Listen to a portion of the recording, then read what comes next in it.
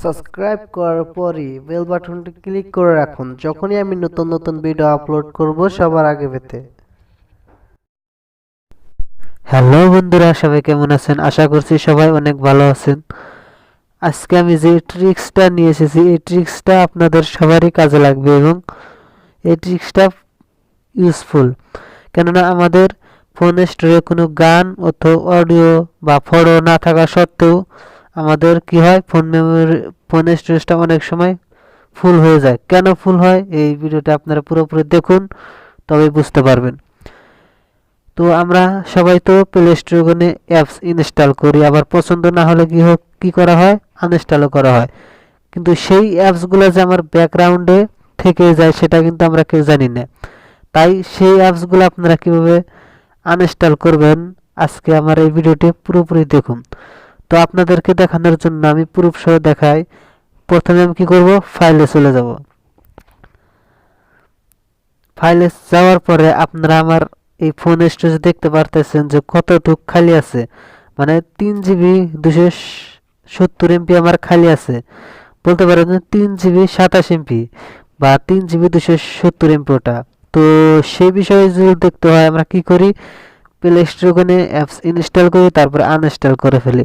আমাদের কি হয় যে অ্যাপসগুলোর ফাইলগুলো আছে যে আমার ডিসপ্লে যে দেখতে পাচ্ছেন, দেখুন ভালো করে দেখুন, যে অ্যাপসগুলো যে কোনো অ্যাপস হোক, প্লে স্টোরে যে কোনো অ্যাপস হোক, সেই অ্যাপসগুলোর একটা ফাইল আমাদের কি হয়, ফোন স্টোরেজে হয়ে যায়। সেই ফোন স্টোরেজে যে আমরা ডাটা ইউজ করি, সেই ডাটা তারা নিয়ে নেয়। নেওয়ার পরে আমাদের কি হয়, ফোন স্টোরেজটা লোড হয়ে যায়, মানে ফুল হয়ে যায়। তো যদি আপনারা আনইনস্টল করেন, কিভাবে করবেন সেই ভিডিওটা আপনারা পুরোপুরি দেখুন। আমরা অটোমেটিক কিভাবে আনইনস্টল করি, অ্যাপসে ক্লিক করে ধরে রাখি, তারপর আনইনস্টল করে ফেলি, কিন্তু এভাবে আনইনস্টল করলে চলবে না। তো চলুন সেটিংয়ে যাওয়া যাক। সেটিংয়ে যাওয়ার পরে আমার ওপো মোবাইল, তার জন্য কি লেখা আছে, আমার অ্যাপ্লিকেশন ম্যানেজমেন্ট। তো আপনাদের অন্য কিছু লেখা থাকতে পারে, তো এই অপশনে আপনারা চলে যাবেন। তো দেখুন অ্যাপ্লিকেশন ম্যানেজমেন্ট, তো এখানে আমি ক্লিক করলাম। ক্লিক করার পরে এই ধরনের ইন্টারফেস শো হবে। তো আপনারা কি করবেন, ইনস্টলে চলে যাবেন। ইনস্টলে যাওয়ার পরে আপনাদের যত অ্যাপস ইনস্টল করা আছে সব আপনাদের এখানে শো হবে।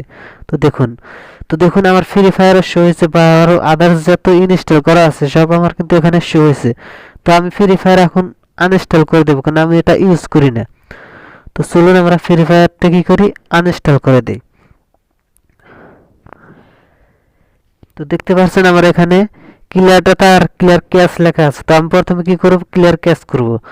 ক্লিয়ার ক্যাশ করার পরে আমি ক্লিয়ার ডাটা করব। দেখুন আমার এখানে ডাটা, ক্লিয়ার ডাটার মধ্যে কি আছে, 645 MB আমার ফোন স্টোরেজ লোড আছে। দেখুন এখানে ফোন স্টোরেজ লেখা আছে, ভালো করে দেখুন।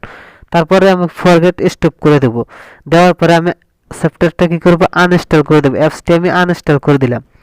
তো যদি আপনারা এই ট্রিক্সটা যদি এভাবে ইউজ করে থাকেন, তবে আপনার ফোন স্টোরেজ অবশ্যই মোবাইলটি অনেক স্পিড থাকবে, এবং আপনার ফোন স্টোরেজটা কি হবে, খালি থাকবে, এবং আপনার মোবাইলটি স্মুথলি চলবে। তো চলুন দেখা যাক আমার ফোন স্টোরেজটি খালি হয়েছে কিনা। যদি আপনারা বিশ্বাস না করেন, তো দেখুন আপনাদের সামনে আমি প্রুফ সহ দেখালাম। তো দেখুন আমার এখানে 3 জিবি 880 MB হয়ে গেছে, মানে আমার অনেক খালি হয়েছে। 600 MB 645 MB আমার ফোন স্টোরেজটা খালি হয়েছে। তো এই ছিল আজকের ভিডিও। এই ভিডিওটা যদি আপনাদের ভালো লেগে থাকে, অবশ্যই চ্যানেলটাকে সাবস্ক্রাইব করে যাবেন, অ্যান্ড বেল আইকনটি ক্লিক করে যাবেন। শেয়ার অ্যান্ড কমেন্ট করতে ভুলবেন না।